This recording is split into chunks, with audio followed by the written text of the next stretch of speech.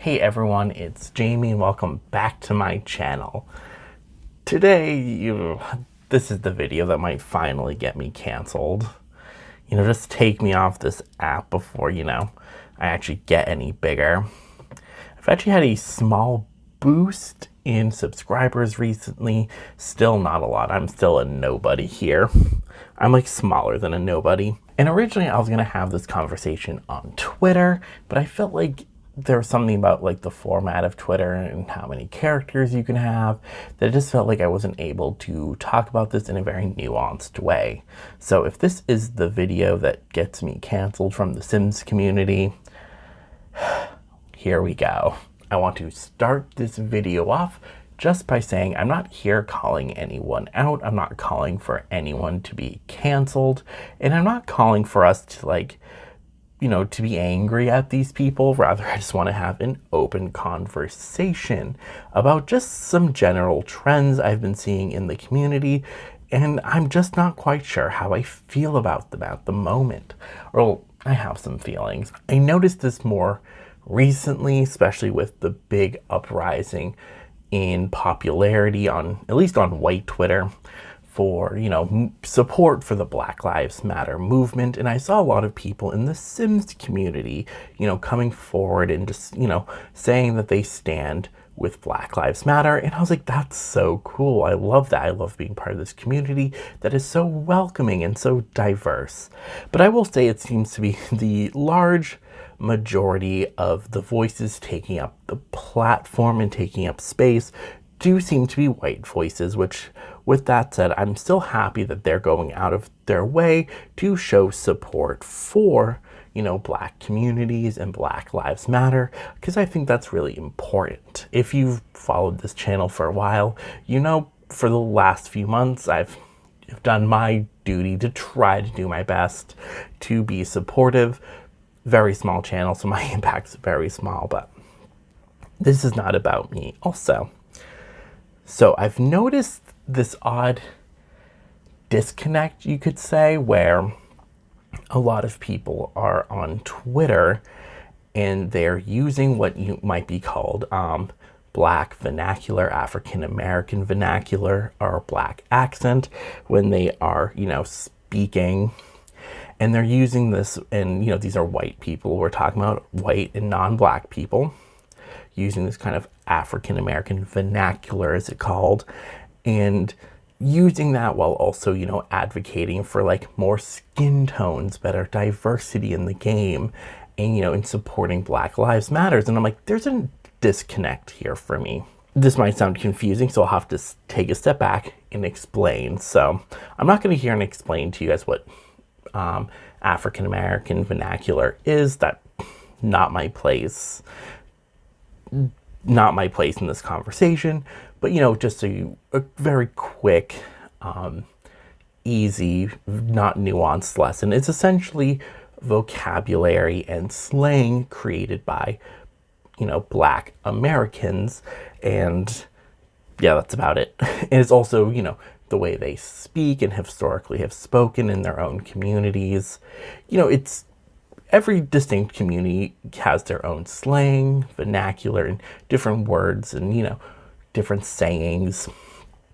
And in the past few years, especially on Stan Twitter and in Twitter in general, it's become very popular for especially white and non-Black users of these apps to kind of co-op this language and use it for themselves. For example, a very, very popular one I've seen and it's coming from a video originally, is the "ooh child" one.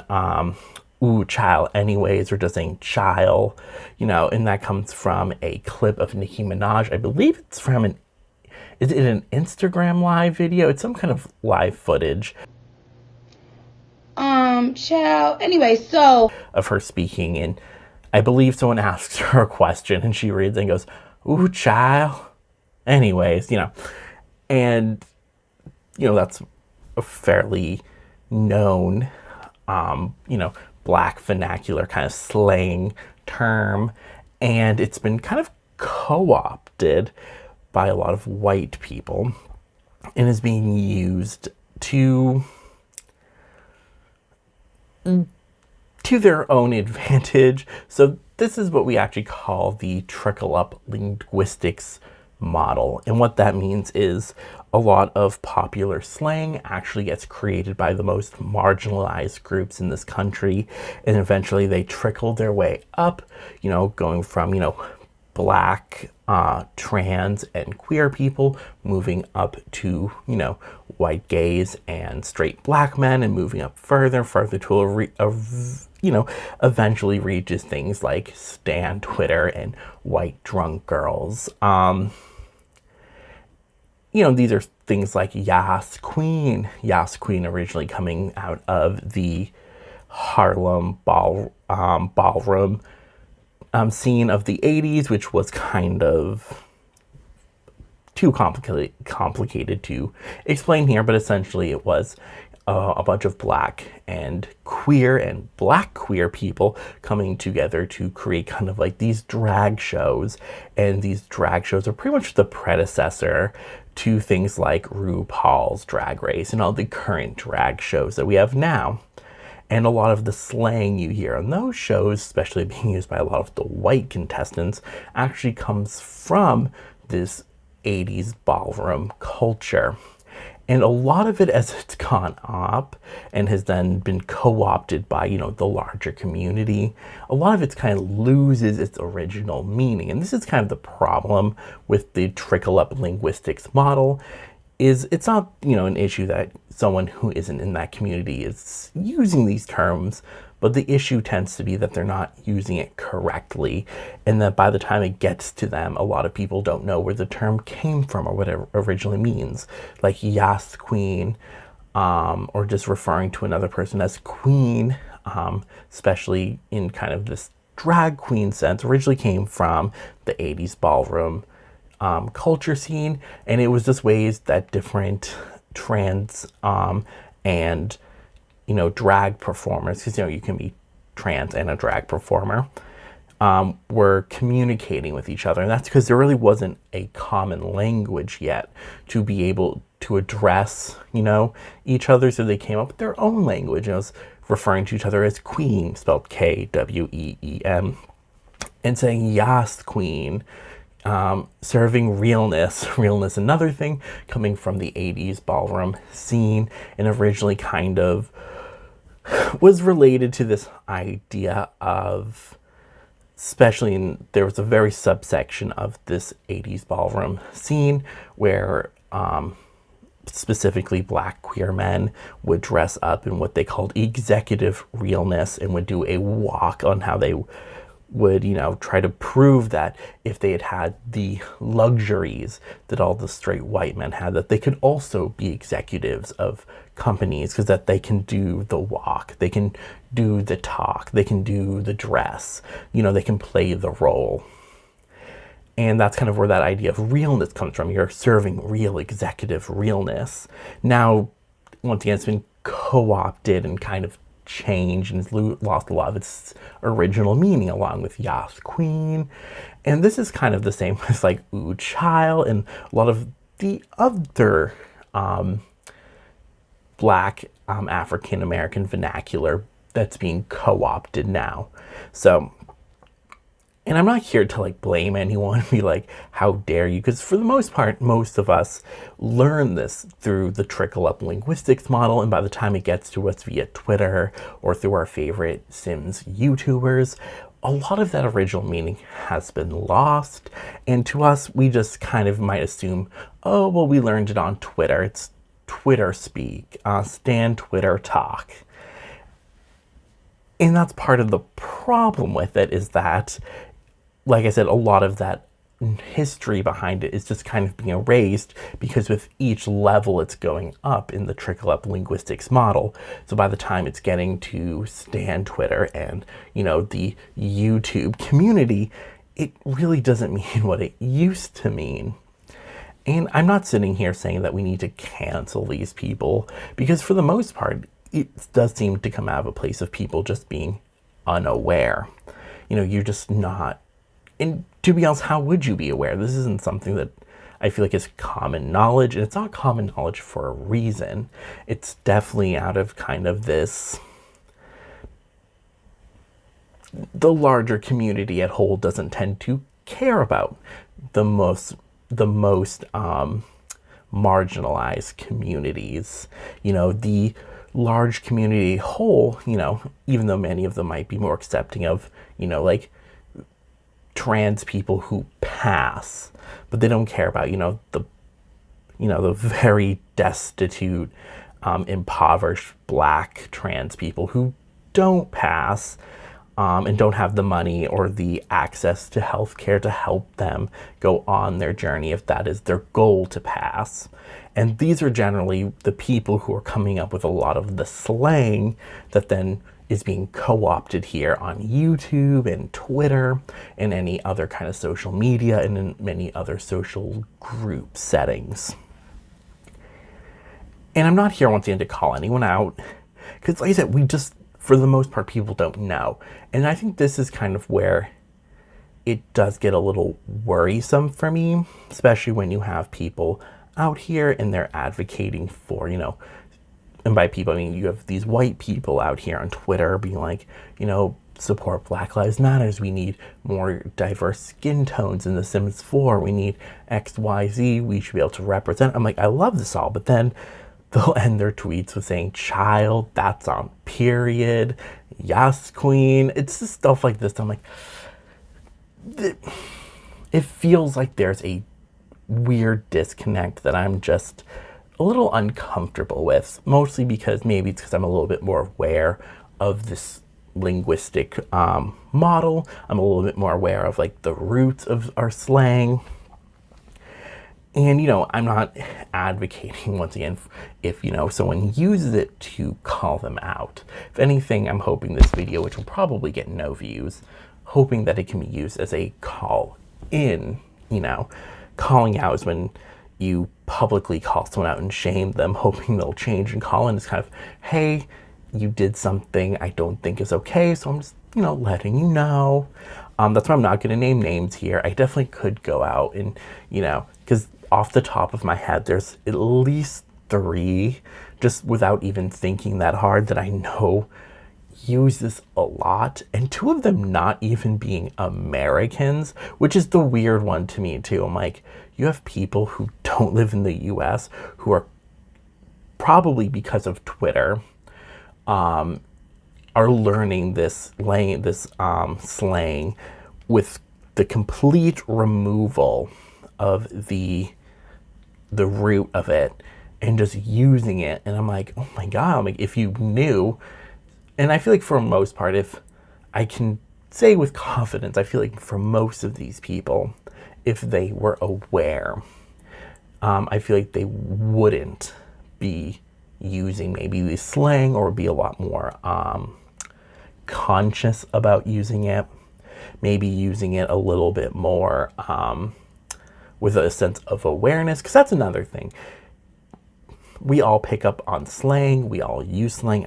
There's probably videos here on my own channel of me using some of the slang at one point. There's definitely, in my own, I can think of dozens of times before I was aware of the trickle up linguistics model and this idea of where slang comes from, that, I definitely used it.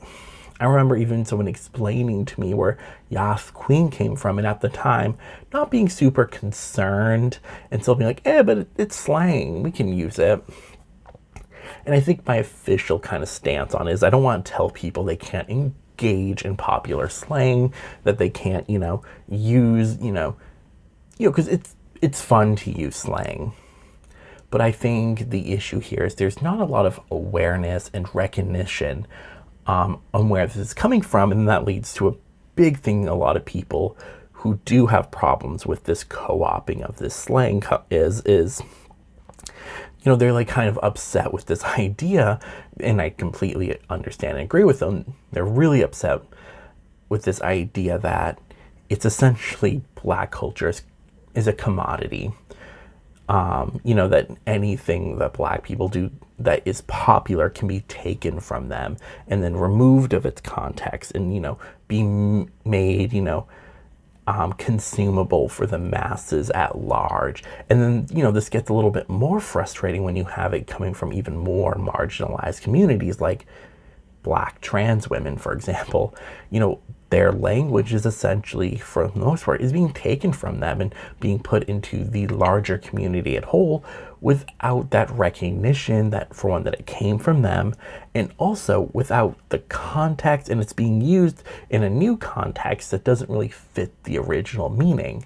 You know, like people yell Yas Queen out like their favorite celebrities, you know, when they're like drunk friend like manages to catch themselves before tripping.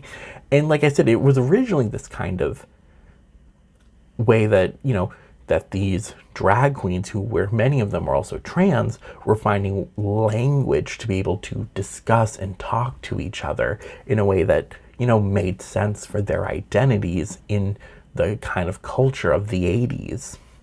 And of course, you know, times change, you know, slang is going to get updated, but that idea that we don't have even the common knowledge and the awareness of where it comes from seems to be the problem. So anyways, like I said, I'm not going to name names. I'm not going to sit here and, you know, call people out saying you use it and you're bad, because I don't think anyone who uses it is inherently bad. I do think there are some people who should be more aware, and I do think Stan Twitter uses it excessively to the point where I think it's actually very inappropriate. But like I said, I'm not gonna drag anyone. It's slang. But with that said, I do think as a community, especially here in the Sims community, we need to be more aware of this slang. We need to be more aware of its roots. And I think we need to understand, especially us white creators, how it looks when we go on Twitter and here on YouTube and say we need more black skin tones, and that's on period. Because yeah, it sends a weird message. It feels very like you're unaware. And like I said, I think many of these people are very genuine in their desires for, you know, supporting Black Lives Matters, and very open about, you know, wanting, you know, more representation in the game. Because I do genuinely believe all of these creators when they say that they believe everyone should be able to see themselves in the game. However, I can't help but sit here and go, but there's something not adding up. And like I said, I think what it comes down to, it for the most part, is just unawareness, not knowing better, being unaware that it's not a good look to say you, I don't know, support something, but then to co-opt the language and completely strip it of its original meaning. It's kind of like the same with, like, I don't know, people who co-opt things like namaste and Native American words and bring that into their own vocabulary while stripping it of its original meaning, its original context, and giving it this kind of new, generally much less significant meaning. You know, it's just, in my opinion, at the end of the day, it feels reckless. And like I said, I think the majority of the people using it, especially here in the Sims community, I do think they mean well. And I do think that they are good people. I just think they're unaware. And like I said, it's odd to me how much how it's being co-opted from, you know, from not just Americans, but we have Simmers who are popular in the Sims community who don't live in the US, who are using this vernacular as well. So I don't know. For me, it also, if there was a more of awareness and being like understanding where this slang came from, where this vernacular comes from, then yeah, I think I'd be less critical of people using it. But also, if people were more aware of it, I don't think they would use it as frequently. So anyways, hopefully no one gets that mad about this video. I was trying to be very diplomatic. I'm not here to make enemies. And for the people who do use this kind of language, they'll probably never watch this video, but I hope, you know, if they do, I hope, that they actually take some time to think about what it looks like and how it feels when they're co-opting this slang and then using it in their tweets and their videos. Because like I said, it just feels a little foolish to me for a white person to sit here and go, we need more diverse skin tones, diverse hairs, diverse clothing. That's on period. That's, that's the tea. It's just, and I understand, trust me, I'm on Twitter. I understand everyone uses it. Almost no one's aware of trickle up linguistics. Almost no one's aware of how slang evolves. Most people are unaware that this slang is coming from a very specific part of American culture. And I don't want anyone to feel bad, but I do want them to be aware. Anyways, so hopefully you guys watch my next video and I don't get dragged and canceled. But I have so few followers at this point that I feel like I can say stuff like this and not get too much hate. Not that like if I got a bunch of negative comments that it would affect me that much. Like I know where I stand. I know my morals. I know who I am. So if someone's it's mad at me, I'm like, oh, I'll tell you. Anyways, if anything, hopefully this at least starts an interesting conversation with you and some other people.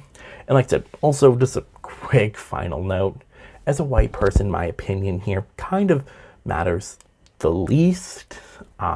If black people go on Twitter, or go on Instagram or wherever and say that they don't care, that there are white YouTubers, white sim YouTubers co-opting this language devoid of its original meaning, then hey, more power to them.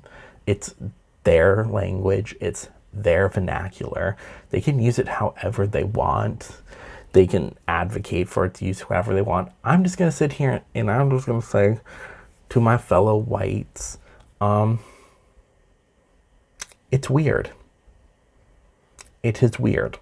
Especially for me, it's just weird, especially when it's mixed with the advocating for these groups. And then you use their vernacular out of its original context. You see where I'm coming from? Anyways, I'm just gonna wrap this video up here.